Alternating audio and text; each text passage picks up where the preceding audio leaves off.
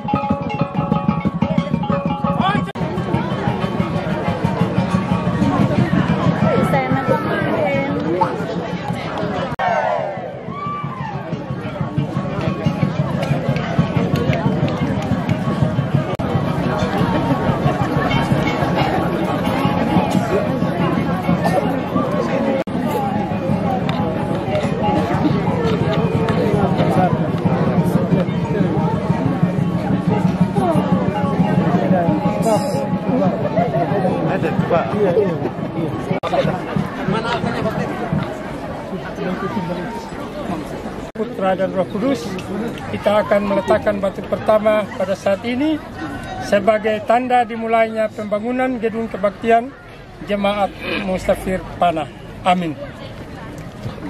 Mohon izin, terima kasih. Yang pertama Bapak Gubernur, mohon izin.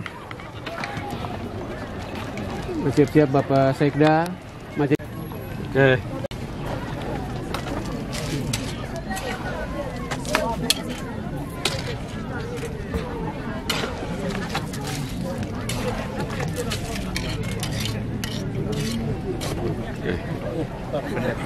Makasih, kita tepuk tangan dulu. Thank you, ya.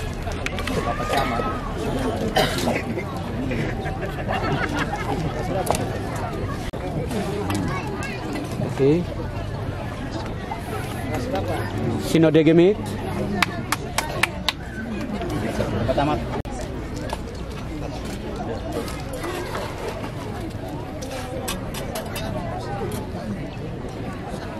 Terakhir Bapak Desa.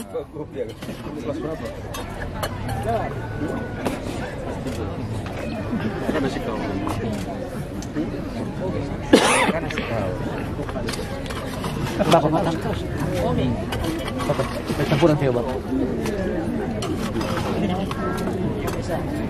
Satu sih. Desa. Kami silakan Bapak Gubernur, kita ke dalam gedung kebaktian. Namo Buddhaya, salam kebajikan. Salam kebajikan. Yang Sekretaris Daerah Kabupaten Timur Tengah Selatan, hari ke tempat ini, Bapak Camat, para kepala desa, para tokoh-tokoh yang kaya, memang terlambat, tertunda ya acara di sini.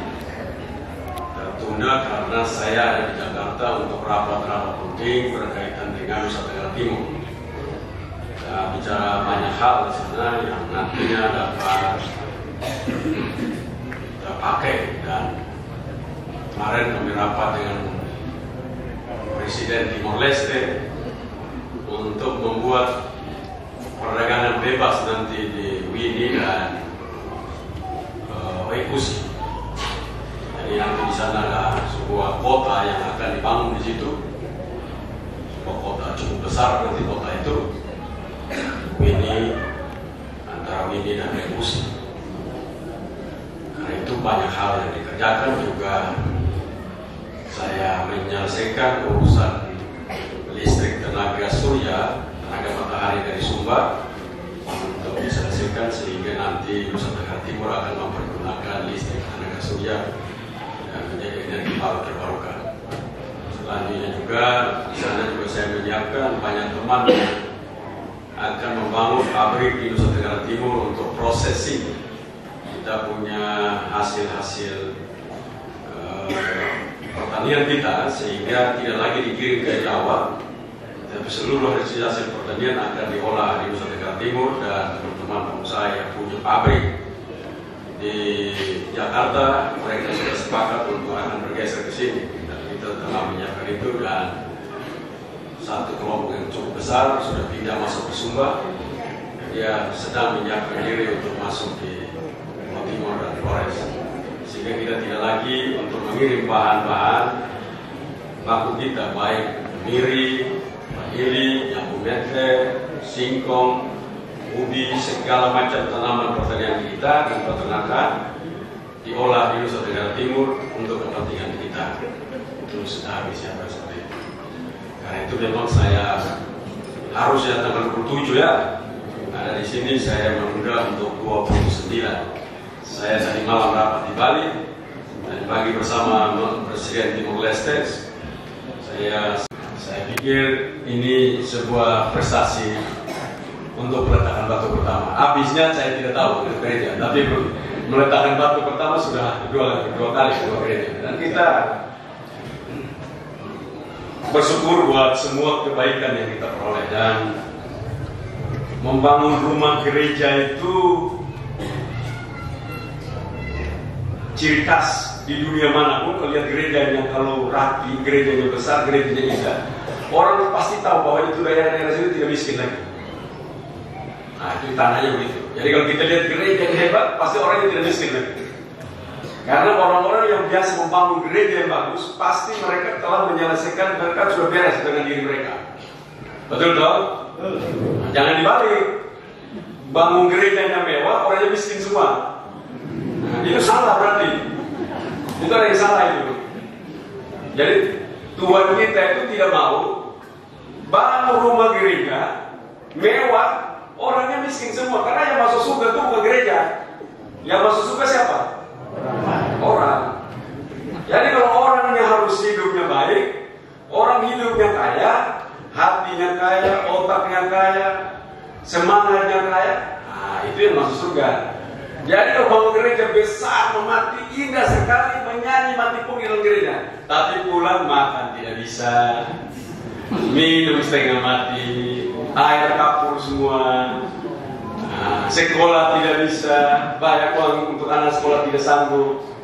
Nah, ini tidak baik, karena memang itu paradigma baru buat kita semua. Saya selalu mendorong kepada teman-teman pada lingkungan gereja dimanapun berada untuk mulai kita bangun sebuah perspektif, cara berpikir baru. Cara berpikir baru. Cara berpikir baru itu adalah membangun gereja, adalah membangun manusia. Jadi gereja adalah manusia. Nanti kalau manusianya hebat, mereka akan berkumpul dengan mereka punya kehebatannya membangun sebuah gedung untuk mereka bersyukur kepada Tuhan. Ya, saya lihat ini gereja Musafir ini, ya menurut saya masih bagus ini. Dibangun lagi rumah lagi sama satu lagi ya. Nanti ini rumah lama ini Pak untuk apa ini? Pak Pendeta, mana? Mana Pak Pendeta? Pak Pendeta ini mau bikin apa ini? Untuk ada ini apa? Gedung serbaguna. Oh, serbaguna, kawin segala macam di sini. Oh. Saya sebagai gubernur begini, mau sumbang untuk apapun nanti terus kita mendahulukan anak-anak punya pendidikan. Jadi contohnya begini, gereja tuh Gemit, kita hanya mau Gemit saja. Gemit itu ada 2.800 gereja di Nusa Tenggara Timur. Total gereja di Gemit di NTT itu 2.800. 2.800 gereja. Berarti ada 2.800 gedung. 2.800 gedung. Sekolahnya berapa? Sekolah ada berapa? Sampai itu. Saya tadi lihat Gemit, SD Gemit, SMP itu berdiri juga. Hidup segan, mati bolong batang. Karena itu saya sering bertanya begitu. Bahwa sekarang saya mau tanya orang tua dan Pak Pendeta sekalian, masuk surga pintar atau bodoh? Kalau orang bodoh masuk surga atau tidak? Pak Pendeta, orang bodoh masuk surga atau tidak? Hah? Orang bodoh masuk surga atau tidak? Masuk ya? Nah, dengar baik-baik ini. Ini Tuhan Yesus bukan saya ngomong. Tuhan Yesus bilang, orang tanya, kerajaan surga kayak apa? Tuhan Yesus bilang begini, hal kerajaan surga seperti seseorang pergi ke ladang dan menemukan harta karun di dalam ladang itu dan kembali menjual seluruh hartanya dan dia pergi membeli ladang itu. Kalau tahu harta karun itu di atas tanah atau di bawah tanah? Di dalam tanah atau di atas tanah? Tanah, namanya harta karun. Dulu sebelum orang timur tahu mangan, apakah mangan itu baru ada atau sejak dulu kala mangan sudah ada? Sejak dulu. Setelah orang datang ke store bilang itu batu ada harga, baru kita mulai tahu ada harga, betul? Apakah orang itu bodoh lebih bodoh kita atau kita lebih bodoh dari dia? Nah, oh kita lebih bodoh.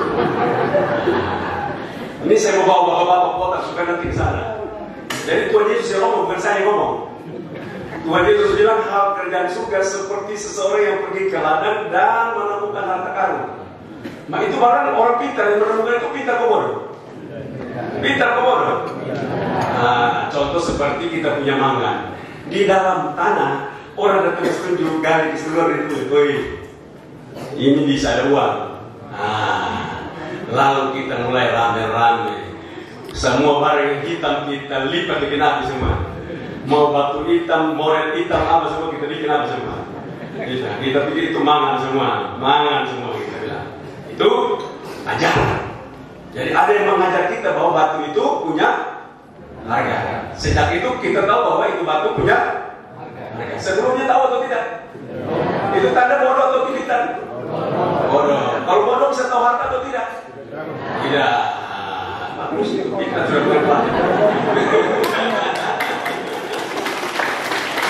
Dengan demikian orang bodoh tidak pernah kenal surga, betul? Karena itu gereja perlu mengajar supaya mereka jangan bodoh. Nah, jadi tugas gereja itu mengajar orang supaya pintar dia kenal kerjaan surga.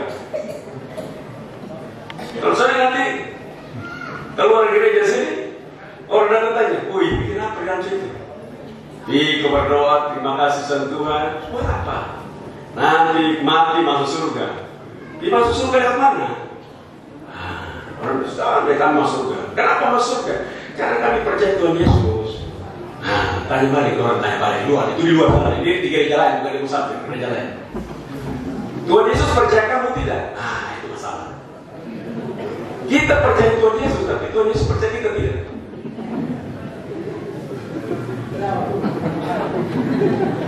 Kita percaya Tuhan Yesus, betul toh? Betul? Tuhan Yesus percaya kita?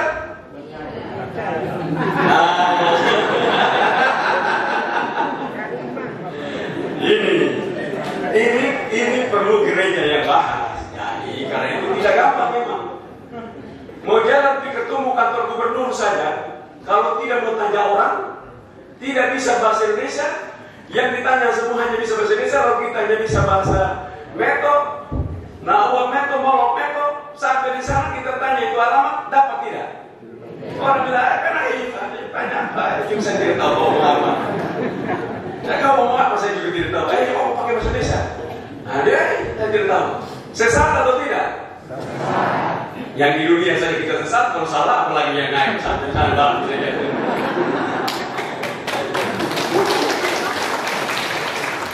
Nah, karena itu memang itu yang tadi saya bilang. Membangun manusia, gereja adalah manusianya. Gereja adalah manusia itu. Membangun manusia. Karena itu Tuhan Yesus tidak pernah suruh. Tidak ada satu pun Tuhan Yesus pergilah bangunlah rumah gereja sebanyak-banyaknya. Perintah agungnya apa? Pergilah, jadikanlah mereka murid itu pikir dan pintar maksudnya. Jadi bangun gedung gereja itu untuk melatih orang jadi pintar. Bukan datang dulu kau menyanyi pulang biar ku tahu hukumnya sudah surga. Tidak bisa. Jadi itu tugas. Karena itu saya sungguh-sungguh kalau mau bangun itu kita sepakat bangun rumah gereja itu tidak masalah, mari kita bangun. Tapi ini tempat harus menjadi tempat untuk mendidik orang dari sejak dia lahir sampai dia selesai, dia paham ilmu yang luar biasa. Nah, untuk itu saya lebih cocok untuk saya buang-buang di sini. Jadi kalau tanya saya, mau nggak sumbang bangun rumah gereja di sana? Dengan di sini kami mau siapkan guru 10 orang, guru yang pintar, yang belajar nanti pun kami mau kirim dia ke sana. Mau buat tempat di mana? Saya bantu ingin saja. Saya ikut yang membantu untuk membangun guru yang pintar, supaya guru itu kembali, dia ada di gedung ini, dia ajar siapapun supaya mereka tahu jalan menuju ke surga. Yesus bilang, akulah jalan. Siapa suka tunggu Yesus? Suka tunggu? Belum? Nah, karena berarti bahaya itu belum akulah jalan, suka tunggu sendiri. Ada yang mau ketemu Yesus? Semua mau ketemu toh? Nah, gubernur saja mau ketemu, apalagi Tuhan Yesus. Tuhan Yesus kan 8 juta kali di atas gubernur, betul tidak? Betul tidak? Betul, di atas. Dia kuasa 80 juta kali. Itu kira-kira seperti itu, di atas gubernur. Jadi cara bertemunya harus berpengetahuan. Kalau tidak berpengetahuan, tidak ketemu sendirian. Jadi waktu Tuhan Yesus lahir itu, ini ada contoh supaya bapak mama semua, supaya nanti kalau kita pergi, saya ngomong lebih maju, bapak mama mengerti. Tuhan Yesus waktu lahir itu ada 3 pesan paling penting. Jadi nanti kalau Natal nanti, jangan main ngomong bola-balik terus, orang suka ngerti itu dari SD, kita sekolah minggu sampai tak bola-balik terus. Bahkan salah kadang-kadang. Tuhan Yesus begitu dilahirkan, ada 3 hal yang dikasih. Yang pertama, para gembala menyembah Yesus atau tidak? Menyembah dia atau tidak?